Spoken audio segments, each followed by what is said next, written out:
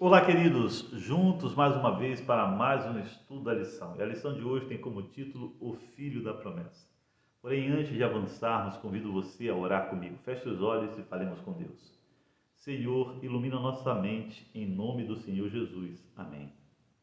Muito bem, a última cena em Gênesis capítulo 17, versos 23 a 27, nós encontramos todos os da casa de Abraão sendo circuncidados. Não só Ismael aos 13 anos de idade, mas também o escravo comprado, o escravo nascido ali em sua casa, todos foram circuncidados. A palavra kol, para todos, ela aparece 4 vezes no texto, dando uma ênfase nesta inclusão.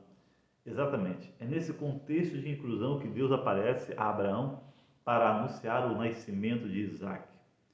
Sabe, Moisés, quando escreve, ele quer passar para o povo de Israel, que de fato a aliança de Deus, a aliança perpétua de Gênesis 17, versículo 7, a aliança eterna, ela é inclusiva, ela inclui todo aquele que crê na promessa de Deus. Como diz ali Gênesis 15, versículo 6, Abraão creu em Deus e isso lhe foi imputado por justiça. Na realidade, a circuncisão, como nós já vimos, é apenas um indicativo de que aquele que foi circuncidado creu na promessa e a justiça foi imputada sobre ele. João 3,16 diz que Deus amou o mundo de tal maneira que deu o seu único Filho para que todo aquele que nele crê não pereça, mas tenha a vida eterna.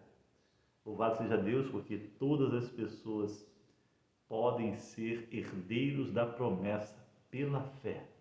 Amém?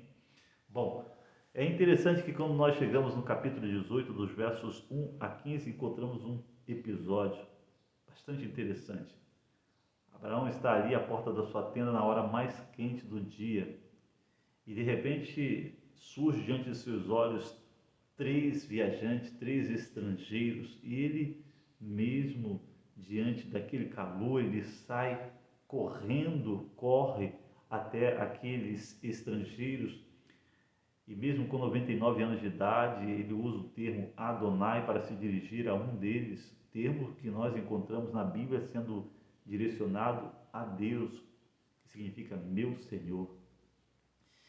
E é interessante que a recepção de Abraão é apreciada pelo Senhor, porque sabemos que a identidade daqueles seres, eles são seres celestiais. Um deles é o próprio Cristo pré-encarnado. Eles estavam ali para tratar de outro assunto, mas diante da maneira como foram recebidos, né, o Senhor se permite ser recebido desta forma pelo patriarca Abraão. Sabe, deixa eu dizer uma coisa para vocês bastante interessante.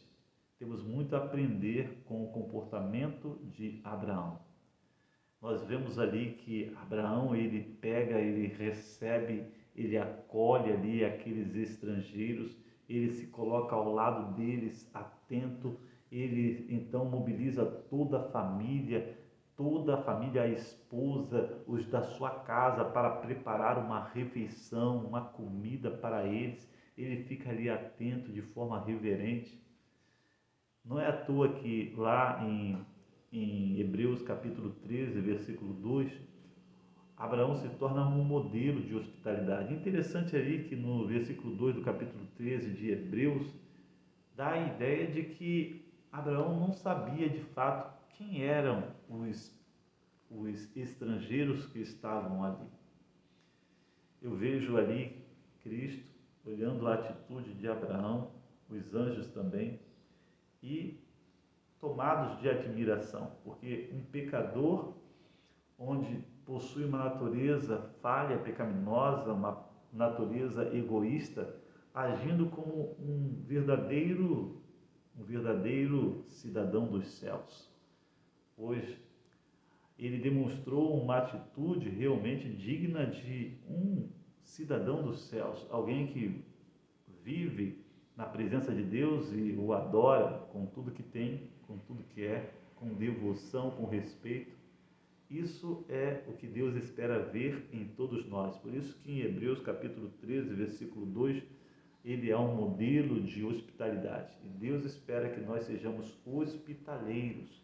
Sabe, é interessante que lá em Mateus capítulo 25, nós encontramos ali, versículo 35 a 40, Deus, ele na realidade se identificando mais com o estrangeiro do que com aquele que pratica, né, a boa ação. Você lembra de Jesus em suas palavras? Tive fome, me deste de comer, tive sede, me deste de beber, estava nu, me vestiste, né? Era forasteiro e me hospedaste. Olha só, isso é algo que nós devemos ficar atentos.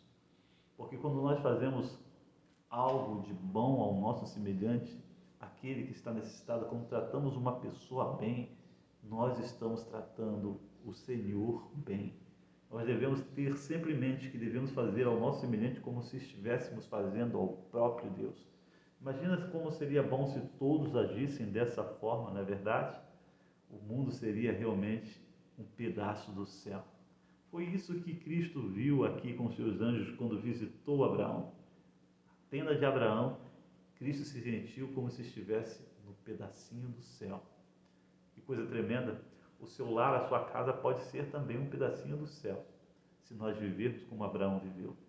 Bom, o fato é, trazendo aqui de volta ao contexto da nossa lição, é que podemos ver, né, que dentro dessa perspectiva toda aí, a maneira como Abraão agiu, ele de uma certa forma antecipou ali de uma certa maneira, né, a cena de Cristo deixando a corte celestial e vindo habitar neste mundo, né? É como diz ali em João capítulo 1, né, versículo 14, e o verbo se fez carne e habitou entre nós. Habitou entre nós. Aqui mostra, né, realmente um Deus imanente, né? Um Deus que se esvazia para estar com o ser humano, para habitar com o ser humano. Deus que se torna amigo do ser humano. Abraão se tornou amigo de Deus. A cena é bastante interessante quando vemos ali Deus conversando com Abraão e Sara ouvindo lá do outro lado. De repente, quando Deus fala a Abraão sobre o nascimento de Isaac, Sara ri. E embora ela não estivesse ali naquele ambiente, Deus viu o riso de Sara e fala com ela. E eu creio que talvez seja naquele momento que Abraão teve realmente a visão mais ampla da divindade daquele ser que estava diante dele. Com certeza, porque a onisciência de Deus ficou visível nitidamente ao ele ver o que estava no coração de Sara. Sabe, é dentro desse contexto, né, do contexto, né, podemos dizer assim, da palavra, né, do ceticismo de Sara, que se tornou então o ponto em que o Senhor cumpriria com a sua palavra. Deixa eu dizer uma coisa para vocês.